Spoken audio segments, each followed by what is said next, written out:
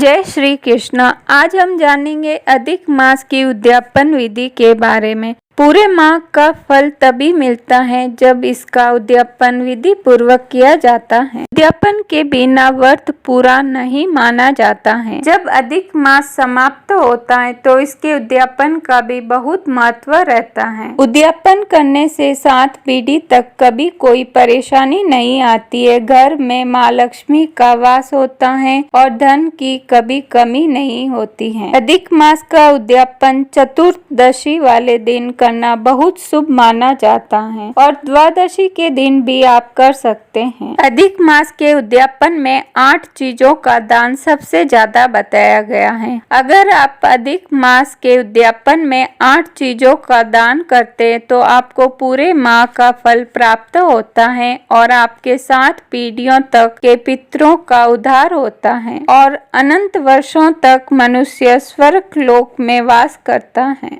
अधिक मास में किए गए व्रत, दान, पूजा, हवन इत्यादि से पाप कर्मों से मुक्ति मिलती है और पुण्य फलों की प्राप्ति होती है। भागवत पुराण तथा अन्य ग्रंथों के अनुसार पुरुषोत्तम मास में किए गए सभी शुभ कर्मों का कई गुना फल प्राप्त होता है।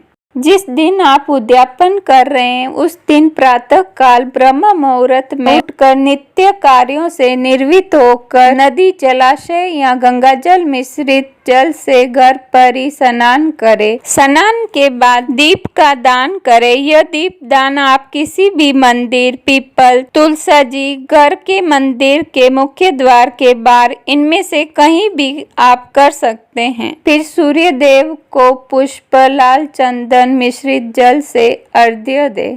फिर भगवान विष्णु के सामने सिद्धल और फल अर्पण करे। उसके बाद भगवान के सामने संकल्प करे, हे भगवान, मैं आज उद्यापन कर रही हूँ, मेरी पूजा स्वीकार करे और आपकी कृपा से बिना किसी विघ्न के पूरा हो। फिर घर के पूजा स्थल में एक चौकी लगाए, उस पर लाल रंग का वस्त्र बिछाए, उस पर भगवान विष्णु और माता लक्ष्मी की मूर्ति स्थापित करे और एक कलश स्थापित करे। उसमें जल डाले और पान या आम के पत्ते कलश में लगाए, उस पर नारियल स्थापित करे। उसके बाद एक थाली में स्वास्तिक चिन्ह बनाकर उस पर शोषण मात्र का चिन्ह बनाए और ओम नमः श्री लिखकर भगवान जी के सामने रखे और उसके बीच में एक सुपारी में मौली लपेटकर गणेश जी का रूप धारण करके उसके बीच में स्थापित करे। अब हाथ में पुष्प लेकर गणेश मंत्र जपते हुए गणेश जी के सामने प्रार्थना करे। फिर गणेश जी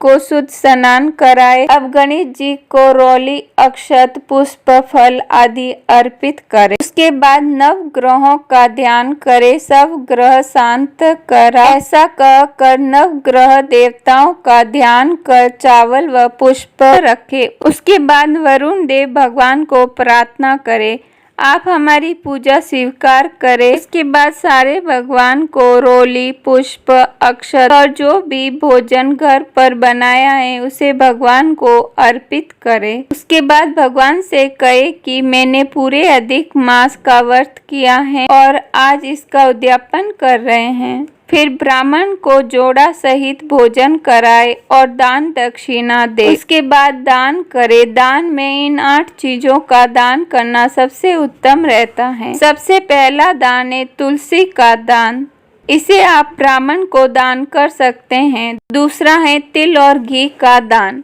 तीसरा है वस्त्र का दान। 5 वस्त्र और 5 बर्तन का दान सबसे उत्तम होता है। चौथा है अन्न का दान, जो सबसे उत्तम होता है। कहते हैं अन्न से ही सबकी तृप्ति होती है और दुआ मिलती है, इसीलिए अन्न का दान जरूर करें।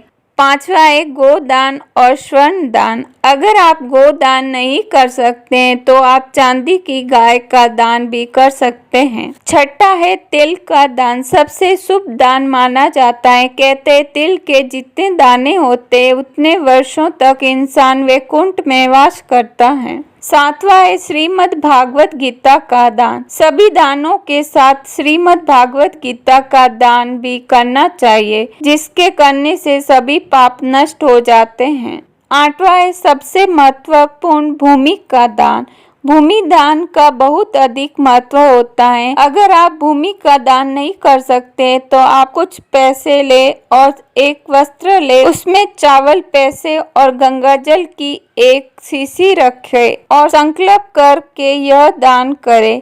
ऐसे करने से सभी परेशानियां दूर हो जाएगी और आपको पूरा फल मिलेगा और आपकी सभी मनोकामनाएं पूरी होगी।